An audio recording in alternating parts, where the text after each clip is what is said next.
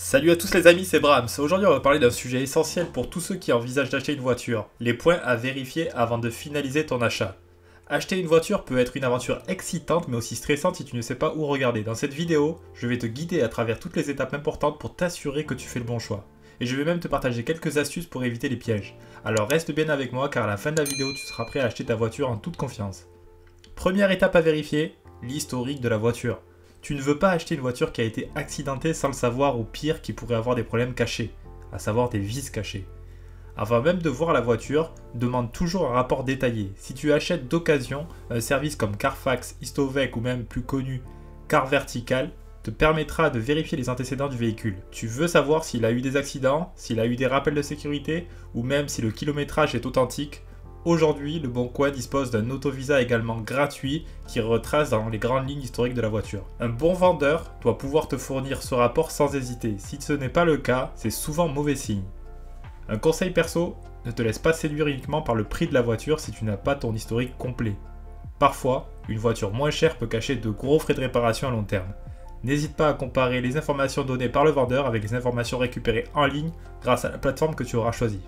Passons maintenant à l'état extérieur de la voiture. C'est là que tu peux repérer les indices importants. Examine la carrosserie de manière minutieuse, regarde bien chaque panneau de la voiture, les portes, le toit, le capot, etc. Si tu remarques des rayures profondes, des bosses ou des signes de rouille, ça peut être un indice de mauvaise condition antérieure. Une bonne astuce, tu peux vérifier la symétrie des panneaux de carrosserie. Si un panneau semble déformé, cela pourrait signifier un accident passé. Les pneus sont aussi un point crucial à ne pas négliger. S'ils sont usés de manière irrégulière, cela peut signifier un problème de géométrie ou de suspension. Premier indice, usure excessive sur l'extérieur ou l'intérieur du pneu. Si le pneu est usé de façon plus marquée sur un côté, soit à l'intérieur, soit à l'extérieur, cela peut être un signe que l'alignement des roues n'est pas correct. Cela indique souvent un problème de parallélisme où les roues ne sont pas parfaitement parallèles entre elles.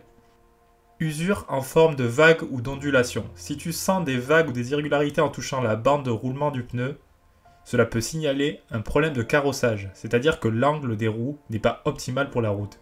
N'oublie pas que les pneus ne sont pas gratuits à changer, donc si tu as besoin de les remplacer, cela peut vite monter en frais et devenir cher. Ensuite, un autre point extrêmement important, l'état du moteur et de la mécanique. Car c'est là que se cachent souvent les coûts de réparation les plus élevés. Si tu connais pas grand chose en mécanique, il est vraiment conseillé de faire appel à un professionnel. Fais-toi accompagner par un ami qui s'y connaît, ou mieux un mécano. Mais même sans être expert, il y a plusieurs points à vérifier pour avoir une idée de l'état général du véhicule. Tout d'abord, ouvre ton capot et vérifie l'huile moteur. C'est l'une des premières choses à faire. Si l'huile est noire, épaisse ou grumeleuse, cela peut signifier que le moteur n'a pas été entretenu correctement. Une huile propre, claire et lisse, souvent transparente, indique que le moteur a été régulièrement entretenu. Si le vendeur te dit l'huile n'a pas été changée depuis un moment, c'est peut-être un signe qu'il a négligé l'entretien et qu'il pourrait y avoir des problèmes de moteur sous-jacents. Tu peux également vérifier le niveau d'huile avec la jauge et voir s'il est dans la plage recommandée. Un niveau bas peut signifier une fuite ou une consommation excessive d'huile. Ça c'est la base. Ensuite, vérifie les courroies et les durites, autrement dit les tuyaux. Il est important de vérifier les courroies et les tuyaux des moteurs. Ce sont des pièces essentielles qui permettent au moteur de fonctionner correctement. Si tu vois des courroies usées, fissurées ou craquelées, cela peut être un signe qu'elles vont bientôt céder, ce qui peut entraîner de lourdes réparations. Les courroies d'entraînement, notamment la courroie distribution, sont des éléments vitaux qui doivent être remplacés à intervalles réguliers selon les recommandations du fabricant. En même temps, vérifie les tuyaux de refroidissement, s'ils sont durs ou craquelés, cela peut entraîner des fuites du liquide de refroidissement et donc des risques de surchauffe du moteur. Comment on vérifie le liquide de refroidissement? Vérifie le niveau du liquide dans son réservoir. S'il est bas, cela peut indiquer une fuite dans le système de refroidissement, ce qui peut entraîner des surchauffes et des dommages importants au moteur. Vérifie également la couleur du liquide. Un liquide propre doit être d'un vert ou d'un bleu vif ou d'un rouge vif selon la marque de ton liquide. Tandis qu'un liquide sale ou rouillé peut indiquer que le système de refroidissement n'a pas été entretenu correctement. Ensuite, vérifie les filtres. Un autre point à vérifier selon les filtres, notamment le filtre à air et le filtre à huile. Si le filtre à air est obstrué, cela peut limiter la performance du moteur et augmenter la consommation de carburant. Si le filtre à huile est trop sale, il peut empêcher l'huile de circuler correctement dans le moteur, ce qui peut entraîner une usure prématurée. Vérifie leur état et demande si ces filtres ont été récemment changés. Un filtre propre est un bon signe d'entretien régulier. Passons maintenant au système de freinage. Si tu peux, vérifie l'épaisseur des plaquettes de frein. Si elles sont trop usées, cela peut entraîner des bruits lors du freinage ou même une perte d'efficacité des freins, ce qui est très dangereux. Regarde également les disques de frein pour vérifier s'ils ne sont pas fissurés ou trop usés. Si tu ne peux pas avoir les disques, demande au vendeur de te montrer les plaquettes ou de te fournir des informations à ce sujet. Les freins sont essentiels à la sécurité, donc si tu remarques un problème, il vaut mieux se méfier. Ensuite, le test de la batterie et de l'alternateur. Regarde si les bornes sont propres et bien serrées. Si tu vois des traces de corrosion autour des bornes, cela pourrait indiquer un problème avec la batterie ou l'alternateur, ou que l'alternateur ne la charge pas correctement. Si possible, demande au vendeur quand la batterie a été remplacée pour t'assurer qu'elle ne va pas te poser de problème dans les mois à venir. Donc pour résumer, lors de l'inspection du moteur, pense à vérifier l'huile, les courroies, les filtres, le liquide de refroidissement, les freins et la batterie.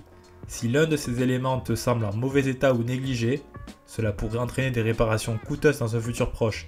N'hésite pas à faire appel à un professionnel si tu as un doute sur l'état de la mécanique de la voiture. Autre point important, l'intérieur de la voiture. L'intérieur d'une voiture peut en dire long sur son état général.